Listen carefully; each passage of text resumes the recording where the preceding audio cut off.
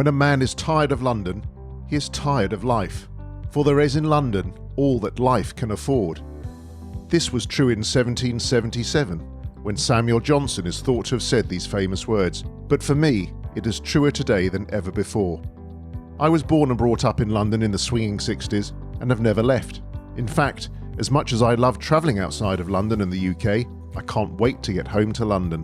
It's not just its fascinating history, the beautiful architecture, the stunning parks, the mysteries the Thames conceals, the art, the music, the theatre, and the incredible food from around the world.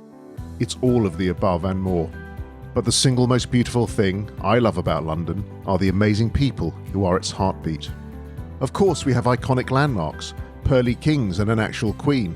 We have weird streets called Shoulder of Mutton Alley and Savage Gardens. We also have problems such as poverty and terrorism. But Londoners are a special breed. Everything we have is because Londoners have created it, or imported it, or adapted it and then embraced it.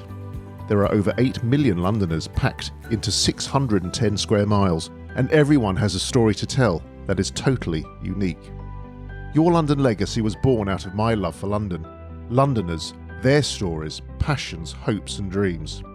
Every 2 weeks I will be interviewing one of London's hidden personalities and digging deep into their own very special stories. I'll be chatting to Londoners from right across the social and cultural spectrum, irrespective of age or creed.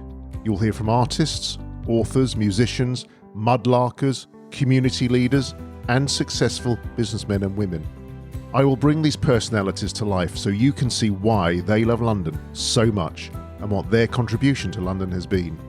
I want you to be inspired by their stories and love London as much as we do. I'm Steve Lazarus, and this is Your London Legacy.